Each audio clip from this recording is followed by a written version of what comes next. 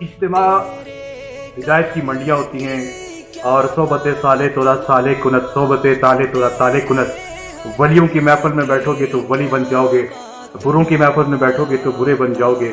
میاں محمد بخش رحمۃ اللہ علیہ نے کیا خوبصورت انداز میں سمجھایا کہ چنگے بندے دی صحبت یارو، وانگ دکا اتارا، سودا پا میں ملنا لئیے حلے آن ہزارہ۔ برے بندے دی صحبت یارو، وانگ دکا لوہارا، کپڑے پا میں کنج کنج بئیے، چنکا پین ہزارہ۔ اور خاص کر کے یہ نوجوانوں کے لیے پیغام ہے۔ اسلام آباد اجتماع 3 تاریخ کو شروع ہو رہا ہے، 3 مئی کو، اور کوئی دور بھی نہیں ہے۔ ہماری یہ خواہش ہوتی ہے کہ باغ میں خاص کر کے اس کا اہتمام ہو جائے۔ ہمارے اکثر نوجوانوں کی یہ خواہش ہے کہ باغ میں اجتماع ہو جائے، راولہ کوٹ میں ہو جائے۔ اس کی بھی کوشش جاری ہے، لیکن یہ اسلام آباد کا اجتماع، یہ ہمارا اجتماع ہے، یہ آپ کا اجتماع ہے۔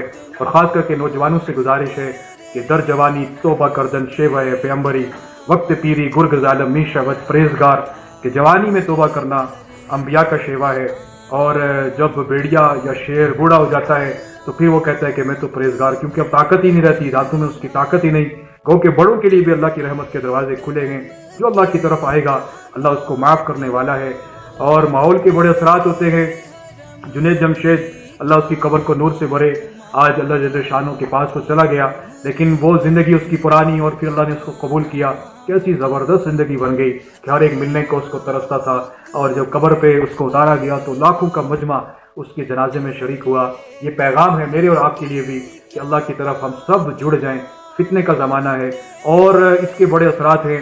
ہمارے ایک بہت ہی پیارے جوان، ہم جب ذکیہ مرکز پڑھتے تھے تو وہ ماڈلنگ میں لگے ہوئے، علی بھائی ان کا نام تھا، ماڈل تھے، تو ان سے ہماری ملاقات رہتی۔ پھر ماشاءاللہ اللہ نے توفیق دی، 4 مہینے تبلیغ میں ان کے لگے، اور جب ملاقات ہوئی، وقت 4 ماہ تبلیغ میں لگانے کے بعد جب آئے تو میں نے ان سے پوچھا علی بھائی کیا ارادہ بنا، کیا سیکھا، کیا سوچا؟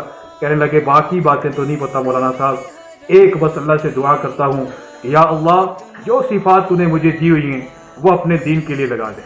بولنے کی صفات، دیکھنے کی صفات، یہ جسم، یہ جان، یہ سب اللہ ہی کا دیا ہوا ہے۔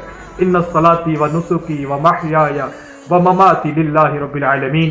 تو تمام جو خاص کر کے سن رہے ہیں، اجتماع میں ضرور تشریف لے آئیں، اجتماع میں شرکت کریں، شروع سے آخر تک پلاننگ کر کے آئیں کہ کوئی قیمتی چیز ساتھ نہیں ہونی چاہیے، موبائل فون گھر چھوڑ کر آئیں، 10 بندوں کی جماعت بنا کر اس میں جڑ کر پرانے ساتھی ہیں ان سے مل لیں اور جماعت کی شکل میں جائیں، اور جتنے بھی بیانات وہاں پر ہوں، جو اعمال ہیں ان کو بڑھ چڑھ کر سنیں، آخر دم تک دعا کے عمل تک شریک رہیں، اور اس پیغام کو لیتے ہوئے ساری دنیا میں ہم نکل جائیں۔